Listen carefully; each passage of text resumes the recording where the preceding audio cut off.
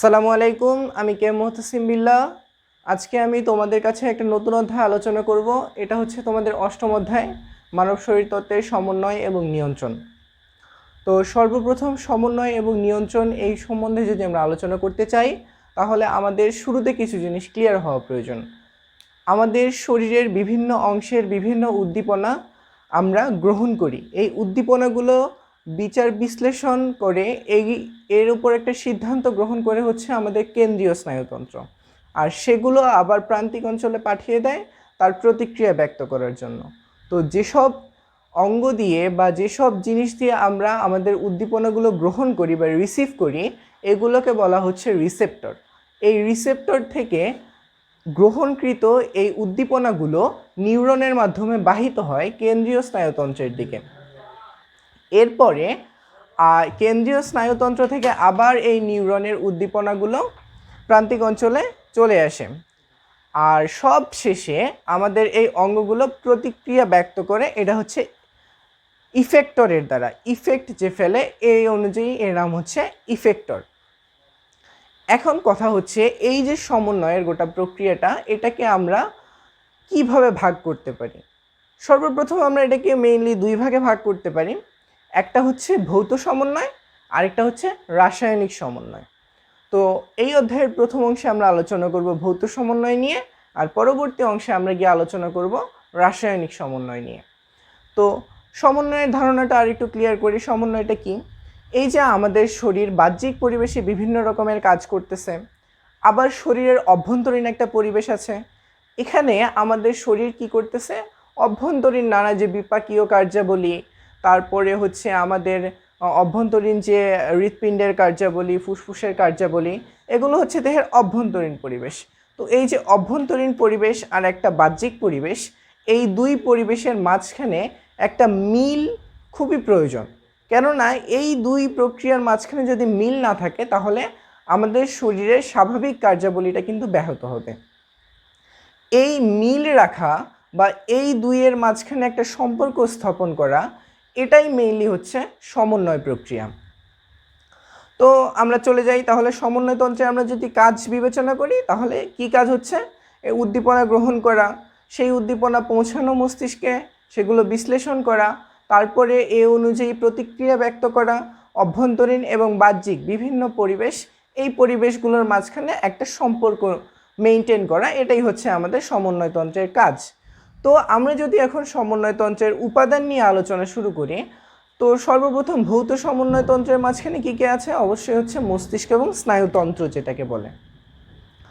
এই স্নায়ুতন্ত্রের যে সূক্ষ্মতম একক, গঠন এবং কার্যকরী একক, এটার নাম হচ্ছে নিউরন। এখন নিউরনটা কি? সোজা কথায় আমরা যদি বলি, এটা একটা কোষ, ঠিক আছে? আমাদের শরীর যেমন বিলিয়ন কোষ নিয়ে গঠিত, এর মধ্যে নিউরনও এক ধরনের কোষ, কিন্তু এটা স্নায়ুতন্ত্রের বিশেষ ধরনের কোষ। নিউরনের গঠন যদি আমরা আলোচনা করতে চাই, তাহলে আমরা কি দেখতে পারবো? নিউরন মেইনলি দুইটা অংশে বিভক্ত। একটা হচ্ছে নিউরনের কোষ দেহ, আর হচ্ছে প্রলম্বিত অংশ। তো কোষ দেহটা কোনটা? এই দেখো মাঝখানের এই অংশটা, এটা হচ্ছে কোষ দেহ নিউরনের। আর এর চারদিক থেকে যে এই যে সূক্ষ্ম শাখা প্রশাখা বা লম্বা শাখা প্রশাখা বের হয়, এগুলো হচ্ছে প্রলম্বিত অংশ। তো এই প্রলম্বিত অংশকে আমরা আবার দুই ভাগে ভাগ করতে পারি। কতগুলো হচ্ছে সূক্ষ্ম শাখা প্রশাখা, দেখো চারদিক থেকে বের হয়েছে, আর একটা লম্বা শাখা বের হয়ে আসছে। তো এই অনুযায়ী আমরা বলতে পারি যে এই সূক্ষ্ম শাখা প্রশাখাগুলো হচ্ছে ডেনড্রাইট, আর যে লম্বা শাখাটা বের হয়ে আসছে এটাকে বলা হচ্ছে অ্যাক্সন। এই অ্যাক্সন এবং ডেনড্রাইটের কাজ আছে। এর কাজটা কি? এর হচ্ছে স্নায়ু উদ্দীপনা এক নিউরন থেকে যখন আরেক নিউরনে যাবে, মানে হচ্ছে এক কোষ থেকে যখন আরেক কোষে যাবে, এভাবে পরিবাহিত হয়ে এটা কোথায় যাবে? কেন্দ্রীয় স্নায়ুতন্ত্রে যাবে। তো যাবার সময় এই যে এদের মাঝখানে একটা সম্পর্ক স্থাপন করা, এই সম্পর্ক স্থাপনের কাজ করে এই প্রলম্বিত অংশগুলো, অর্থাৎ অ্যাক্সন এবং ডেনড্রাইটগুলো। এরা কি গঠন করে? এরা সিন্যাপস গঠন করে। আমরা সিন্যাপস সম্বন্ধে পড়ছি, তার আগে অ্যাক্সন সম্বন্ধে আমরা আর কিছু তথ্য জেনে নিই। এই যে অ্যাক্সন অ্যাকচুয়ালি কি? অপরিবাহী কিছু পদার্থের আবরণে আবৃত থাকে। একে বলা হচ্ছে মায়োলিন আবরণ বা মায়োলিন শীট। এই মায়োলিন শীট অ্যাক্সনকে কিছু কিছু স্থানে কাভার করে না। উন্মুক্ত অবস্থায় থাকে সেই অ্যাক্সনের ফাইবারগুলো। এই অংশগুলোকে বলা হচ্ছে র্যানভিয়ারের পর্ব বা নোড অফ র্যানভিয়ার। এই হচ্ছে এই র্যানভিয়ারের পর্ব এবং মায়োলিন শীথ, এটাই অ্যাকচুয়ালি পুরো অ্যাক্সনটাকে কাভার করে রাখে। এই যে নিউরেলেমা দেখতেছো, এই ক্ষুদ্র অংশ, এখানে কিন্তু নিউক্লিয়াসও উপস্থিত থাকে। তো আসল যে কথাটা, এই অপরিবাহিতার কাজ কি? স্নায়ু উদ্দীপনা চাইলেই তো এখান থেকে এখানে চলে আসতে পারে, কিন্তু এগুলো কেন থাকে? এইগুলো থাকে হচ্ছে আমাদের শরীরে একটা উদ্দীপনা প্রেরণ করার জন্য অবশ্যই শরীরের কাজের প্রয়োজন হয়। এখন যে এনার্জিটার প্রয়োজন হয়, এই এনার্জির যে পরিমাণটা, এটাকে কমানোর জন্যই অ্যাকচুয়ালি এটা দেয়া হয়। এই যে ইম্পালস, স্বাভাবিক অবস্থায় এটা পুরা পথটা অতিক্রম করে আসবে, কিন্তু এই অপরিবাহী আবরণ থাকার কারণে স্নায়ু উদ্দীপনাটা এই পয়েন্ট থেকে সরাসরি এই পয়েন্টে চলে আসবে, কারণ মাঝখানে অপরিবাহীর আবরণ আছে। এই যে ইম্পালস বা উদ্দীপনার এই যে পরিবহন, এখান থেকে এখানে, এখান থেকে এখানে, এখান থেকে এখানে, এটা এনার্জি লসটাকে 10 গুণ কমিয়ে দেয়।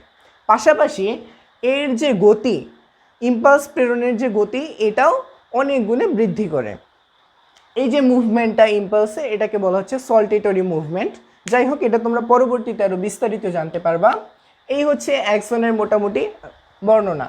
তো এই কোষদেহের মাঝখানে আবার এই দেখো নিউক্লিয়াস অবস্থান করে, আর কিছু নিশল দানা বা সিক্রেটরি গ্রিনিউল অবস্থান করে, এগুলো নিউরোট্রান্সমিটার ধারণ করে।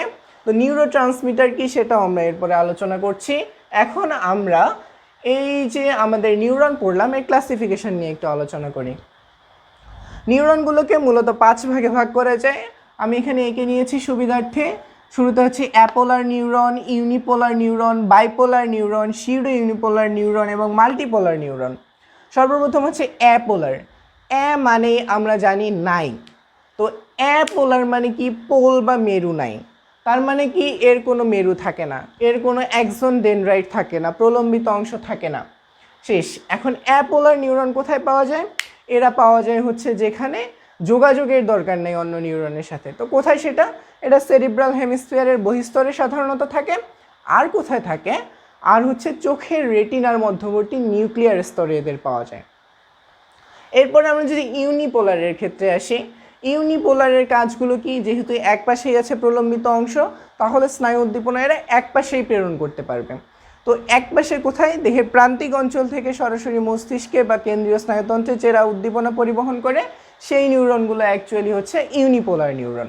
বাইপোলার নিউরন, বাই মানে হচ্ছে 2, তার মানে এর 2টা অংশ থাকে, একটা অ্যাক্সন থাকবে, একটা ডেনড্রাইট থাকবে, মানে এরা 2 দিকে যোগাযোগ করতে পারবে। তার মানে কি? ভ্রূণের ক্ষেত্রে, মানব ভ্রূণে যখন একেবারে মানুষ মানে কেবল ডেভেলপ হয় ভ্রূণটা, তাদের স্নায়ুতন্ত্রের যে নিউরনগুলো থাকে, এগুলো অ্যাকচুয়ালি হচ্ছে বাইপোলার। তো এদের মাঝখানে বেশি লিঙ্কেজ থাকে না, এটা মোটামুটি সরল রূপ। এরা পরবর্তীতে মাল্টিপোলার বা ইউনিপোলার নিউরনে পরিণত হয়। তো আর কোথায় কোথায় থাকে? রেটিনা, ককলিয়া এবং নাকে অনেক সময় বাইপোলার নিউরন পাওয়া যায়। আর হচ্ছে সুডো ইউনিপোলার নিউরন। সুডো মানে হচ্ছে কি? ছদ্ম। সুডো ইউনিপোলার মানে ছদ্ম এক মেরুযুক্ত। ছদ্ম এক মেরুযুক্ত কারা? এরা অ্যাকচুয়ালি কিন্তু শুরুতে যখন ডেভেলপ হয় তখন বাইপোলার হয়ে ডেভেলপ হয়। এই বাইপোলার নিউরনগুলো পরবর্তীতে এদের মাঝখানে গ্যাপটা পূরণ করে দেয়, তখন এদেরকে একটার মতো দেখায়, একটা পোল বা মেরুর মতো। তখনই এদেরকে বলা হচ্ছে সুডো ইউনিপোলার বা ছদ্ম এক মেরুযুক্ত নিউরন। সবশেষ হচ্ছে মাল্টিপোলার নিউরন। মাল্টিপোলার নিউরনই আমরা কি অধিক সংখ্যক দেখতে পাই, কারণ আমাদের যে স্নায়ুতন্ত্র আছে এখানে সর্বাধিক পরিমাণ সব দিকে যোগাযোগের প্রয়োজন। কাজেই আমাদের কেন্দ্রীয় স্নায়ুতন্ত্রে যে নিউরনগুলো, এগুলো অ্যাকচুয়ালি হচ্ছে মাল্টিপোলার নিউরন। তো এই হচ্ছে আমাদের নিউরনের ক্লাসিফিকেশন গেল। এখন আমাদের পরবর্তী টপিক হচ্ছে নিউরোগ্লিয়া। এই নিউরোগ্লিয়াটা কি? নিউরোগ্লিয়া আমরা যদি বলি, তাহলে এই যে আমাদের স্নায়ুতন্তু বা নিউরন, আমরা জানি প্রত্যেকটা কোষেরই কি কোষঝিল্লি থাকে, এরকম এই নিউরনও একটা আবরণী দিয়ে আবৃত থাকে। এই আবরণীটাকেই বলা হচ্ছে নিউরোগ্লিয়া। নিউরোগ্লিয়ার আমরা যদি ক্লাসিফিকেশন করতে যাই, তাহলে আমরা 4 ধরনের নিউরোগ্লিয়ার সন্ধান পাবো। এরা হচ্ছে অ্যাস্ট্রোসাইট, অলিগোডেন্ড্রোসাইট, মাইক্রোগ্লিয়া এবং এপেন্ডাইমা। এটা এমসিকিউ এর জন্য তোমরা পড়ে নিবা। তারপরে আমাদের যে টপিক সেটা হচ্ছে নিউরোট্রান্সমিটার। এখন ট্রান্সমিটার বলতে আমরা কি বুঝি? ট্রান্সমিটার হচ্ছে তারা সিগন্যাল ট্রান্সমিট করে। আর নিউরোট্রান্সমিটার মানে কি? নিউরনের ট্রান্সমিটার। এই যে নিউরনগুলো বলছিলাম আমি, একটা আরেকটার সাথে যোগাযোগ করে সিন্যাপস গঠনের মাধ্যমে, তো এই যোগাযোগটা যারা ট্রান্সমিট করে, ইম্পালসটা যারা ট্রান্সমিট করে, তারাই হচ্ছে নিউরোট্রান্সমিটার। এই নিউরোট্রান্সমিটারকে অ্যাকচুয়ালি দুইটা গ্রুপে ভাগ করা হয়, একটা হচ্ছে কেন্দ্রীয় স্নায়ুতন্ত্রের আর একটা হচ্ছে প্রান্তীয় স্নায়ুতন্ত্রের। কেন্দ্রীয় স্নায়ুতন্ত্রের যে নিউরোট্রান্সমিটারগুলো আছে এগুলোকে তোমরা মোটামুটি একটা ছন্দ দিয়ে মনে রাখতে পারো, ডোপা গাধা। এখন ডোপাতে হচ্ছে ডোপামিন, গাধাতে এখানে 3টা জি আছে, একটা হচ্ছে গাবা, একটা হচ্ছে গ্লাইসিন আর একটা হচ্ছে গ্লুটামেট। আর প্রান্তীয় স্নায়ুতন্ত্রের যে নিউরোট্রান্সমিটারগুলো আছে এগুলো হচ্ছে অ্যাড্রেনালিন, নর অ্যাড্রেনালিন, এপিনেফ্রিন, এগুলো। এখন সর্বশেষ আমাদের এই যে নিউরনের যে আলোচনার টপিক সেটা হচ্ছে আমাদের সিন্যাপস। এখন সিন্যাপসটা কি আমি এর আগেই বলেছি, যখন দুইটা নিউরন পরস্পরের সাথে যোগাযোগ করার চেষ্টা করে তখন তাদের মাঝখানে যে লিঙ্ক বা ব্রিজের সৃষ্টি হয় এটাই অ্যাকচুয়ালি হচ্ছে সিন্যাপস। এখন এই সিন্যাপসের দুইটা অংশ আছে, একটা হচ্ছে আগের অংশ আরেকটা হচ্ছে পরের অংশ। এই যে আগের অংশটা যে নিউরনের, এই নিউরনটাকে বলা হচ্ছে প্রি সিন্যাপটিক নিউরন, আর যে পরের অংশটা যে নিউরনের সেটাকে বলা হচ্ছে পোস্ট সিন্যাপটিক নিউরন। এখন প্রি সিন্যাপটিক নিউরনের প্রান্তে একটা নবের মতো সৃষ্টি করে, একে বলা হচ্ছে প্রি সিন্যাপটিক নব। এই প্রি সিন্যাপটিক নবের মাঝখানে কি থাকে? এখানে নিউক্লিয়াস থাকে, একটা কোষের যে উপাদানগুলো সেগুলো থাকে। আর স্পেশালি কি থাকে? এখানে কিছু সিক্রেটরি ভেসিকল থাকে। সিক্রেটরি ভেসিকল মানে ক্ষরণকারী ভেসিকল বা থলি। এগুলো কি করে? এগুলো নিউরোট্রান্সমিটার ধারণ করে। ওই যে বললাম নিউরোট্রান্সমিটার থাকে, এদের মাঝখানে নিউরোট্রান্সমিটার থাকে। এরা স্নায়ু উদ্দীপনা যখন একদিক থেকে আসে তখন এই সংকেতটা এগুলো রিলিজ করে, নিউরোট্রান্সমিটারগুলো, এগুলো পরবর্তীতে পরের নিউরনে স্নায়ু উদ্দীপনাটা নিয়ে যায়। এখন তোমরা দেখো, যদি আমরা মেকানিজম আলোচনা করি তাহলে দেখবা যে আমাদের যে এই যে তোমাদের এই দুই নিউরনের মাঝখানে যে স্পেসটা, এটাকে বলা হচ্ছে আবার সিন্যাপটিক ক্লেফট বা ফাঁকা জায়গা। এর হচ্ছে আকার হচ্ছে 20 ন্যানোমিটারের মতো। মেকানিজমের কথা আমি বলতেছিলাম, সেটা হচ্ছে যে এই যে ক্যালসিয়াম আয়নটা আছে, এই ক্যালসিয়াম আয়নটা কি করবে? প্রি সিন্যাপটিক নিউরনের যে সিন্যাপটিক নব আছে সেখানে প্রবেশ করবে। তো ক্যালসিয়াম যখন এখানে প্রবেশ করবে তখন কি করবে? এটা এক্সাইটেড হবে বা উদ্দীপিত হবে। তখন এই যে এদের মাঝখানে কি সিন্যাপটিক যে ইয়াগুলো আছে, সিক্রেটরি ভেসিকলগুলো আছে, সেগুলো এর দেয়ালের সাথে অ্যাটাচ হবে, তারপরে ফিউজ হবে। ফলে কি হবে? নিউরোট্রান্সমিটারগুলো এখান থেকে বের হয়ে আসবে। বের হয়ে আসার পরে পোস্ট সিন্যাপটিক যে নিউরন আছে, এই নিউরনের মাঝখানে পটাশিয়াম আয়ন বাইরে বের হয়ে যাবে এবং সোডিয়াম আয়নটা ভিতরে প্রবেশ করবে। আমরা কি জানি? একটা কোষের ভিতরে সবসময় পটাশিয়াম বেশি থাকে আর কোষের বাইরে কি থাকে? সোডিয়াম বেশি থাকে। তো এই যে একটা চেঞ্জ হইলো এখানে, এর ফলশ্রুতিতে কি হবে? কিছু রিসেপ্টর আছে যারা এই নিউরোট্রান্সমিটারগুলোকে রিসিভ করবে। এই জায়গায় রিসিভ করে কি করবে? এই যে স্নায়ু উদ্দীপনাটা এটা পরবর্তী নিউরনে সঞ্চারিত করবে। এই হচ্ছে অ্যাকচুয়ালি আমাদের সিন্যাপস গঠন করার কাজ।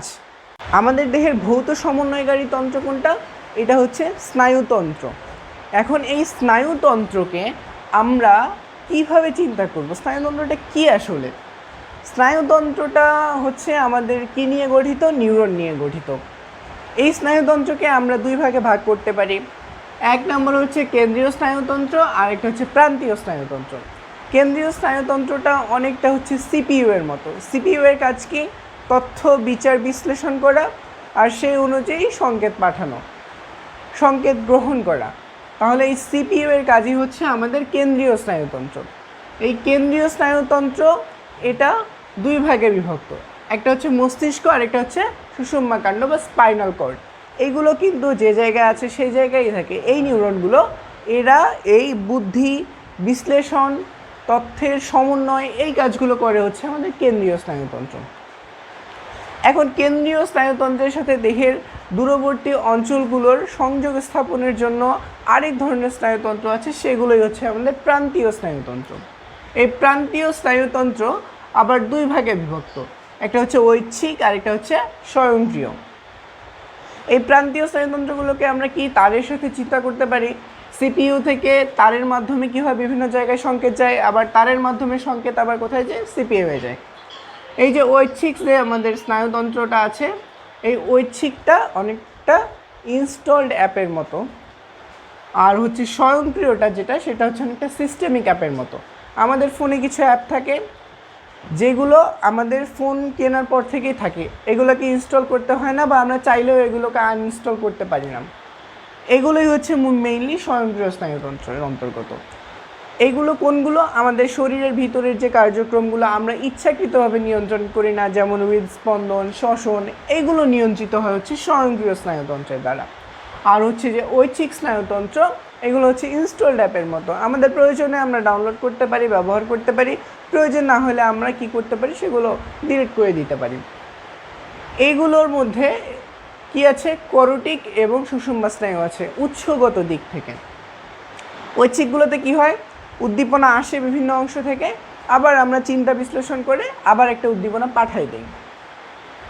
তো করোটিক কোনগুলো, যেগুলো আমাদের মস্তিষ্ক থেকে আসে। আর সুষুম্না কোনগুলো, সুষুম্না স্নায়ুগুলো হচ্ছে আমাদের স্পাইনাল কর্ড বা সুষুম্না কাণ্ড থেকে আসে। স্বয়ংক্রিয় স্নায়ুতন্ত্রের ফাইবারগুলো আবার দুই ধরনের, একটা হচ্ছে সিম্প্যাথেটিক আর একটা হচ্ছে প্যারাসিম্প্যাথেটিক। এই সিম্প্যাথেটিককে আবার এক ভাগেই ভাগ করা যায়, একটা হচ্ছে সুষুম্না স্নায়ু, আর প্যারাসিম্প্যাথেটিকটা দুই রকমই হইতে পারে, সুষুম্না স্নায়ুও হইতে পারে, করোটিক স্নায়ুও হইতে পারে। এগুলো কিন্তু উৎসগত শ্রেণীবিভাগ। এখন এই যে ঐচ্ছিক আমাদের স্নায়ুতন্ত্র আছে, এই ঐচ্ছিক স্নায়ুতন্ত্রের যে করোটিক স্নায়ু আছে আবার সুষুম্না স্নায়ু আছে, এদের মধ্যে করোটিক স্নায়ু কয় জোড়া, 12 জোড়া বা 12 পেয়ার, আর সুষুম্না স্নায়ু কত জোড়া, 31 জোড়া। এই 31 জোড়া সুষুম্না স্নায়ু, এগুলা স্পাইনাল কর্ডের বিভিন্ন রিজিয়ন থেকে উৎপত্তি হয়। এখন কোন কোন রিজিয়ন থেকে এগুলো উৎপত্তি হয় সেগুলো তোমরা একটু মনে রাখবা। এই যে স্পাইনাল কর্ডের আমরা জানি কি 5 রকমের ভার্টিব্রা আছে, কি, সার্ভাইকাল, থোরাসিক, লাম্বার, স্যাক্রাল, ককিজিয়াল। এদের মাঝখানে সার্ভাইকাল থেকে 7 জোড়া, থোরাসিক থেকে 12 জোড়া, লাম্বার থেকে 5 জোড়া, স্যাক্রাল থেকে 5 জোড়া, ককিজিয়াল থেকে 1 জোড়া। তোমরা মনে রাখতে পারো 7, 12, 5, 5, 1, এভাবে সিকোয়েন্সটা তোমরা মনে রাখতে পারো। এই হচ্ছে আমাদের সুষুম্না স্নায়ুর অরিজিন। এখন এটার পরেই তোমাদের যে জিনিসটা আছে সেটা হচ্ছে আমাদের স্নায়ুতন্ত্রের উৎপত্তি সম্বন্ধে কিছু কথা আছে। চিন্তা করে, একটা ভ্রূণের যখন পরিস্ফুটন হয়, সর্বপ্রথমে কি হয়, পুংগ্যামেট এবং স্ত্রী গ্যামেটের মিলনের ফলে জাইগোট গঠিত হয়। জাইগোট থেকে পরবর্তীতে জাইগোট কোষ বিভাজনের মাধ্যমে নিরেট কোষপুঞ্জ মরুলা সৃষ্টি করে, মরুলা থেকে এগুলো ধীরে ধীরে স্তরীভূত হয়, ব্লাস্টুলা করে, তারপর গ্যাস্ট্রুলা তৈরি করে। এই ভ্রূণীয় পরিস্ফুটনের সময় সাধারণত মেরুদণ্ডীদের ক্ষেত্রে 3টা স্তর, ভ্রূণীয় স্তরের সৃষ্টি হয়। একটা হচ্ছে এক্টোডার্ম, একটা হচ্ছে মেসোডার্ম, আর একটা হচ্ছে এন্ডোডার্ম। এখন এই যে এক্টোডার্ম স্তরটা আছে, এই এক্টোডার্ম স্তরটা একটা ভাঁজ খায়, মাঝখানে ভাঁজ খেয়ে কী করে, একটা নিউরাল টিউবের সৃষ্টি করে। আর মেরুদণ্ডীদের আরেকটা গুরুত্বপূর্ণ বৈশিষ্ট্য তোমরা জানো, সেটা হচ্ছে মেরুদণ্ডীতে কি হয়, যে নটোকর্ড থাকে, এই নটোকর্ড পরবর্তীতে কি করে, ভার্টিব্রা বা মেরুদণ্ড সৃষ্টি করে। এই যে মেরুদণ্ডটা সৃষ্টি হলো, আর এই যে এক্টোডার্ম ভাঁজ খেয়ে দেখো আমাদের কি তৈরি হলো, একটা নিউরাল টিউব গঠন করলো। এক্টোডার্ম থেকে নিউরাল টিউব গঠন হয়, আর নটোকর্ড থেকে এর চারদিকে মেরুদণ্ডের সৃষ্টি হয়, ধীরে ধীরে মেরুদণ্ডের সৃষ্টি হয়। এই যে নিউরাল টিউবটা গঠন করলো, এই নিউরাল টিউবটা উপরের দিকে অনেকটা কি করে, একটা অঞ্চলের সৃষ্টি করে, যেটা দিয়ে আমাদের মস্তিষ্কের সৃষ্টি হয়। আর যে নিচের অংশটা থাকে, এই অংশটা থেকে কি হয়, আমাদের স্পাইনাল কর্ড বা সুষুম্না কাণ্ড গঠিত হয়। আর যে নটোকর্ডটা থেকে মেরুদণ্ড সৃষ্টি হয়, এই স্পাইনাল কর্ডটা এই মেরুদণ্ডের ভিতরে প্রবেশ করে। আর হচ্ছে আমাদের যে মস্তিষ্কের সৃষ্টি হলো, এই মস্তিষ্ক থেকে সুষুম্না স্নায়ুগুলো মস্তিষ্কের করোটির মধ্যে এরা সংরক্ষিত থাকে, আর এগুলো কি করে, ফোরামেন ম্যাগনাম নামে একটা ছিদ্রর মাধ্যমে এই করোটি থেকে পরবর্তীতে কন্টিনিউ হয় কার সাথে, আমাদের সুষুম্না কাণ্ড বা স্পাইনাল কর্ডের সাথে কন্টিনিউ হয়।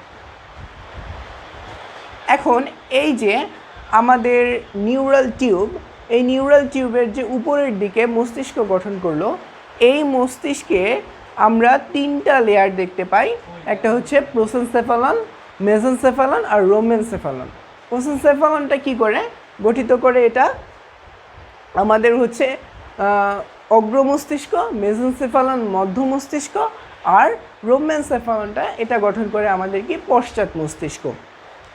এখন এই যে মস্তিষ্কটা আমাদের করোটির ভেতর থাকে, আমরা জানি প্রত্যেকটা ভিসেরার কম বেশি একটা আবরণ থাকে, তো এই মস্তিষ্কটারও একটা আবরণ থাকে। এই আবরণটাকে কি বলা হয়, মেনিনজেস। এই মেনিনজেসটা আবার কি কতগুলো ঝিল্লিময় এটা একটা আবরণ। এটার মূলত 3টা ঝিল্লির লেয়ার থাকে। একটা হচ্ছে বাইরের দিকে থেকে আমরা যদি বিবেচনা করি তাহলে বাইরের দিকে হচ্ছে ডুরা ম্যাটার, তারপরে হচ্ছে অ্যারাকানয়েড ম্যাটার, তারপরে হচ্ছে পায়া ম্যাটার। তোমরা মনে রাখতে পারো একটা কথা দিয়ে, সেটা হচ্ছে ড্যাপ, ডুরা, অ্যারাকানয়েড, পায়া ম্যাটার। এটা কিন্তু এমসিকিউতে সিকোয়েন্সটা মনে রাখতে হয়। এখন এই যে ডুরা ম্যাটার, অ্যারাকানয়েড ম্যাটার, পায়া ম্যাটার, এই অ্যারাকানয়েড ম্যাটার আর পায়া ম্যাটারের মাঝখানে একটা স্পেস থাকে, একে বলা হচ্ছে কি সাবডুরাল স্পেস। এই স্পেসের মাঝখানে আমাদের মেনিনজেসের মাঝখানে যে একটা তরল পদার্থ থাকে, এই তরল পদার্থটা এই স্পেসের মাঝখানে অবস্থান করে। এখানে যোজক কলা থাকে, তরল পদার্থ থাকে। এই হচ্ছে মূলত আমাদের মস্তিষ্কের গঠন।